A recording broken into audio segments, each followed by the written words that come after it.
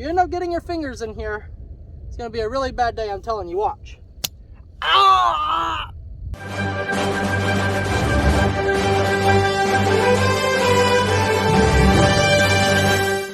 So Lester calls me down this morning and said he had to show me something pretty important.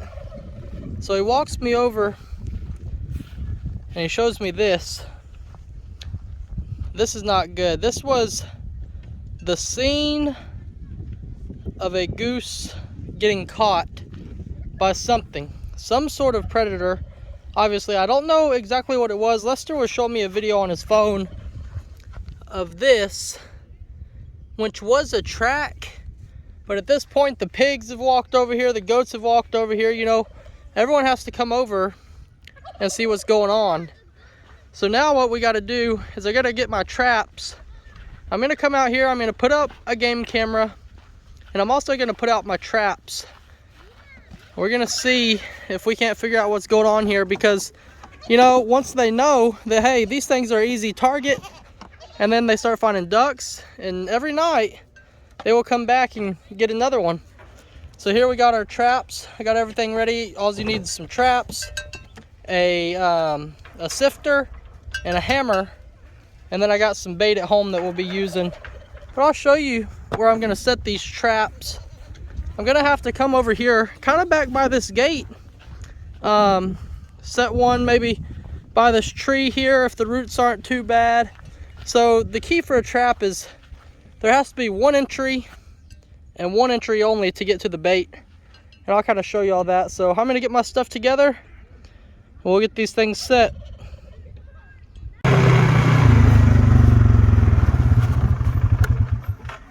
The first rule of trapping is to always, always, always have fresh, light dirt.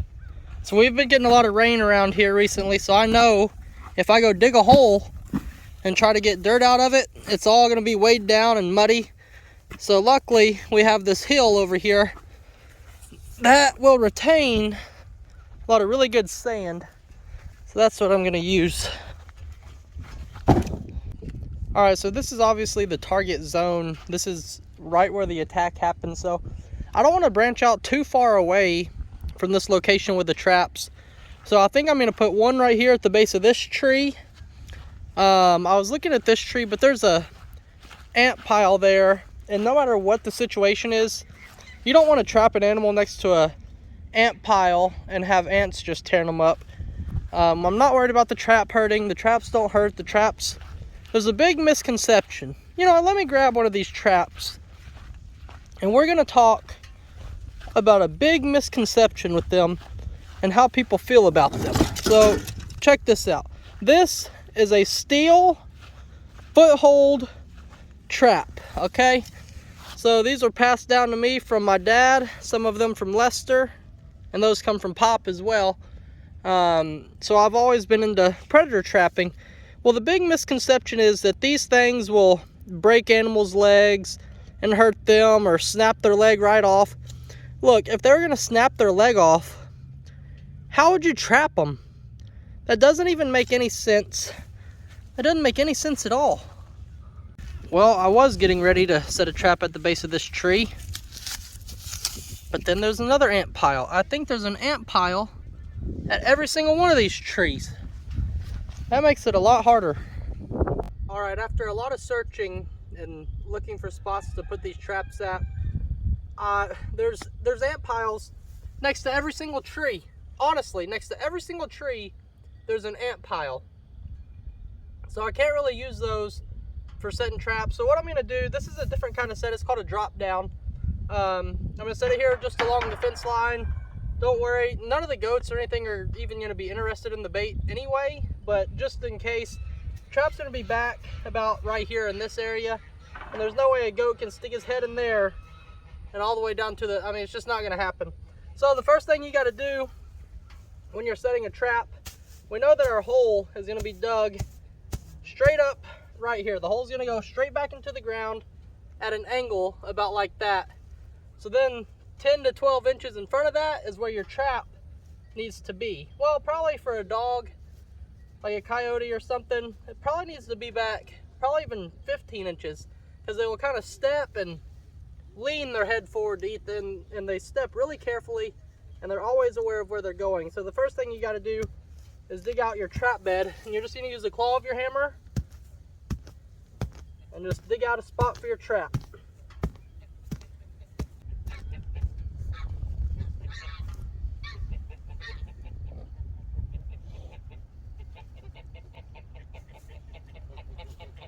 This is what it's going to look like whenever you're done. You're just going to have a slight hole, like this would be flat. Your trap bed is just a slight indentation into the ground. So that way, when your trap sets here, your trap's going to set here, and then you're going to have dirt covering it.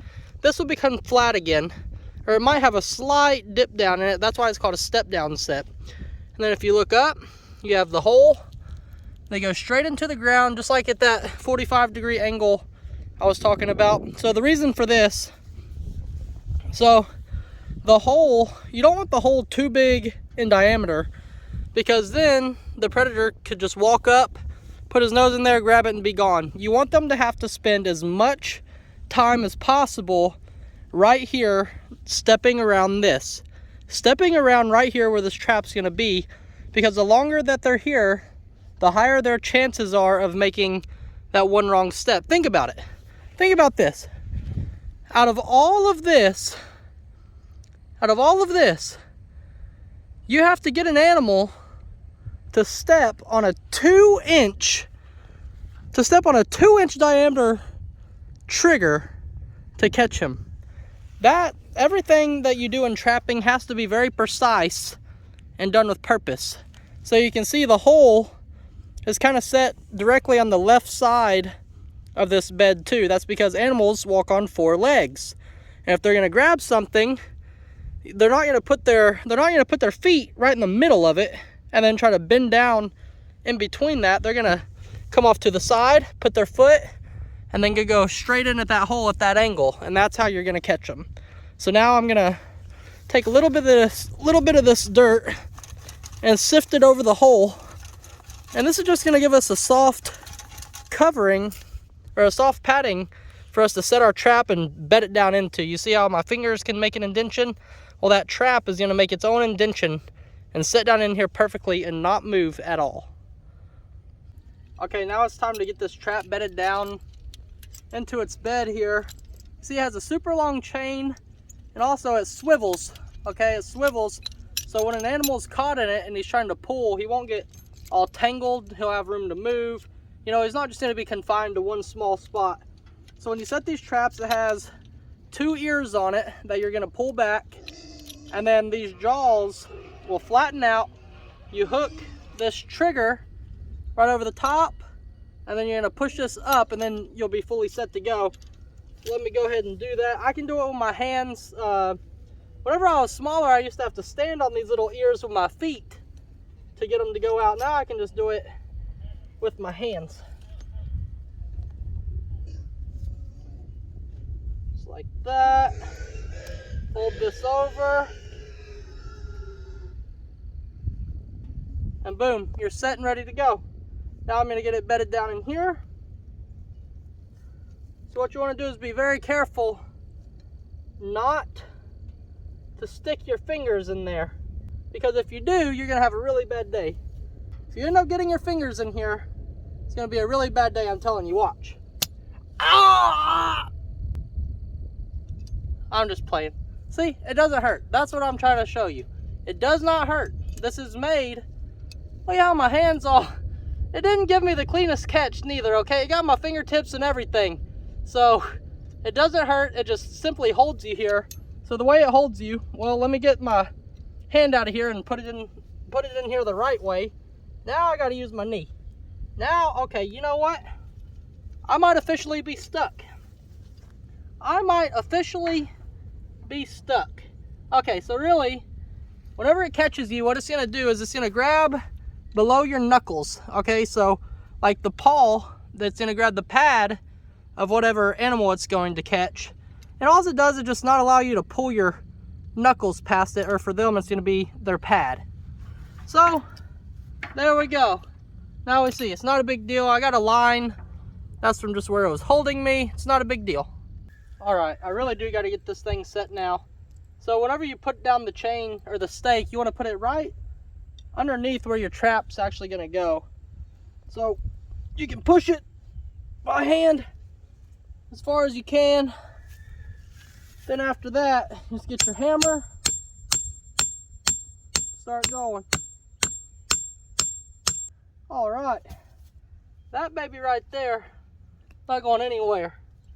Okay, so whenever you bed your trap, you want to kind of bury your chain and then put your trap right on top of where that stake is.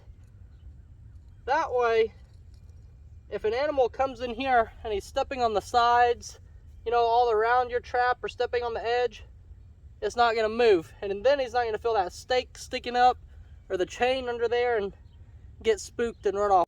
All right, this here is called a pan cover. It's just a very thin, kind of like a wire mesh, and you just place it on top of your trap here. And what that's going to do, it's not going to allow dirt to get up under here and stop your trigger from going down when something steps on it.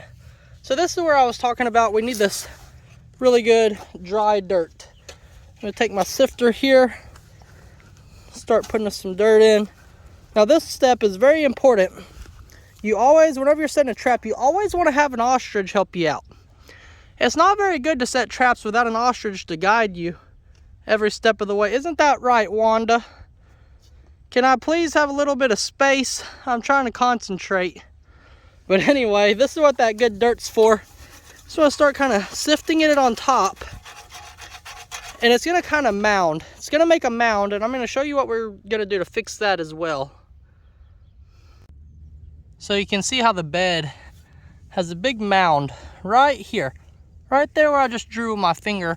And that is also where the pan is.